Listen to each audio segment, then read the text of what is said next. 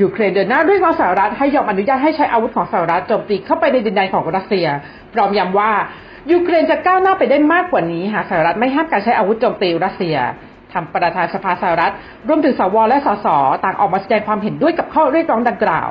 ส่วนเยอรมนีพยายามอย่างเต็มกำลังที่จะไม่ให้นาโต้ทำตามความกดดันด้านความมั่นคงจากยูเครนนายไมค์ จอห์นสันประธานสภาผู้แทนราษฎรของสหรัฐได้แสดงความเห็นของตนกับผู้สื่อข่าวของ Voice of America เมื่อถูกถามว่าสหรัฐควรยกเลิกการห้ามใช้อาวุธโจมตีเป้าหมายในรัสเซียหรือไม่โดยจอห์นสันได้กล่าวว่าตนคิดว่าเราจำเป็นต้องปล่อยให้ยูเครนดำเนินการกับสงครามในแบบที่พวกเขาเห็นว่าเหมาะสมยูเครนจำเป็นต้องสามารถต่อสู้กลับได้ทั้งนี้ตนคิดว่าสหรัฐพยายามที่จะจัดการกับความพยายามของยูเครนแบบยิบย่อยซึ่งนั่นก็ไม่ใช่นโยบายที่ดีของสหรัฐเลยขณะเดียวกันทางด้านของนายไมเคิล เทอร์เนอร์ประธานคณะกรรมการข่าวกรองประจำสภาผู้แทนราษฎรของสหรัฐก็ได้โพสต์ลง X ว่ายูเครนไม่สามารถปกป้องตนเองได้เนื่องจากนโยบายปัจจุบันของฝ่ายบริหารของประธานาธิบดีโจไบเดนซึ่งยูเครนก็ได้แสดงความกังวลอย่างยิ่งถึงสถานการณ์ที่เลวร้ายยิ่งกว่าที่เคยดังนั้นสหรัฐควรอนุญาตให้ยูเครนใช้อาวุธที่สามารถโจมตีเป้าหมายภายในรัสเซียได้ภายใต้เงื่อนไขบางอย่างรวมถึงคนฝึกนักบิน F-16 ของยูเครนเพิ่มเติมและสนับสนุนระบบป้องกันภัยทางอากาศของยูเครนด้วยทั้งนี้สำหรับความคิดเห็นของจอห์นสันและเทอร์เนอร์มีขึ้นเนื่องจากก่อนหน้านี้1 วันทางสมาชิกสภาคองเกรส 13 คนได้ลงนามในจดหมายที่ส่งถึงนายพลลอยด์ ออสตินรัฐมนตรีกลาโหมของสหรัฐภายหลังการประชุมระหว่างสมาชิกสภาผู้แทนราษฎรและกลุ่มสมาชิกรัฐสภายูเครนที่เดินทางมาเยือนสหรัฐเมื่อสัปดาห์ที่แล้วโดยในจดหมายระบุว่าพันธมิตรยูเครนกำลังขออนุญาตให้ใช้อาวุธบางอย่างที่สหรัฐจัดหาให้เพื่อปฏิบัติการกับเป้าหมายทางยุทธศาสตร์ภายในดินแดนของรัสเซียรวมถึงดินแดนที่รัสเซียควบคุมอยู่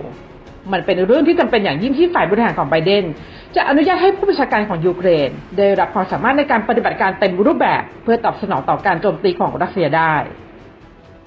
จดหมายระบุต่อว่ายูเครนยังได้ระบุถึงความต้องการระบบป้องกันภัยแพทริอตเพิ่มเติมอีก7 ชุดเพื่อสกัดกั้นขีปนาวุธและโดรนของรัสเซียนอกจากนี้ยังมีเรื่องของการฝึกนักบินยูเครนอีกเป็นจำนวนมากเพื่อควบคุมเครื่องบินในขณะที่เครื่องบินขับไล่ F-16 พร้อมให้บริการในยูเครนซึ่งการที่ฝึกอบรมนักบินชาวยูเครนที่จบไปเพียง12 คนนั้นยังไม่ถือว่าเพียงพอยูเครนอยู่ในภาวะสงครามดังนั้นยูเครนต้องได้รับการจัดลำดับความสำคัญมากกว่าประเทศอื่นๆทางนี้ทางด้านของยูเครนโดยนายอเลกซานเดอร์ ลิตวินเนโกหัวหน้าสภาความมั่นคงและกลาโหมแห่งชาติของยูเครนก็ได้ให้สัมภาษณ์กับทาง Financial Times ด้วยว่าฝ่ายบริหารของไบเดนควรยกเลิกการสั่งห้ามโจมตีภายในดินแดนของรัสเซียด้วยอาวุธที่สหรัฐส่งมาซึ่งเป็นเรื่องที่ไม่ยุติธรรมอย่างยิ่งยูเครนสามารถขัดขวางความก้าวหน้าของรัสเซียได้หากยูเครนสามารถโจมตีคลังอาวุธ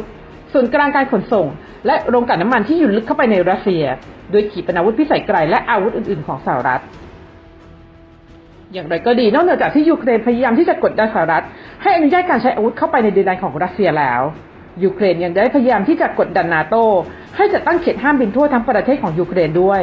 โดยทางรัฐบาลของยูเครนได้นำเสนอรายงานความยาว10 หน้าที่แนะนำให้ผูกยูเครนกับนาโต้เข้าด้วยกันโดยการติดตั้งเกราะป้องกันภัยทางอากาศในทางตะวันตกของยูเครนในเรื่องนี้นายกรัฐมนตรีโอลาฟ ชอลส์ของเยอรมนีได้กล่าวในระหว่างการหาเสียงให้พรรคของตัวเองยืนยันว่าแม้จะเป็นเรื่องที่สำคัญที่จะต้องสนับสนุนยูเครนต่อไปแต่ทั้งเยอรมนียุโรปและนาโต้ก็ไม่ควรกลายเป็นภาคีในสงครามและไม่ควรถูกขอให้ทำเช่นนั้นเนื่องจากการกระทำดังกล่าวอาจจะเป็นกระตุ้นให้เกิดปฏิกิริยาที่คาดเดาไม่ได้จากประธานาธิบดีวลาดิเมียร์ ปูตินแห่งรัสเซีย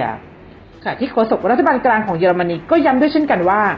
ความเคลื่อนไหวดังกล่าวจะข้ามเส้นไปสู่การมีส่วนร่วมในความขัดแย้งกับรัสเซียได้โดยตรง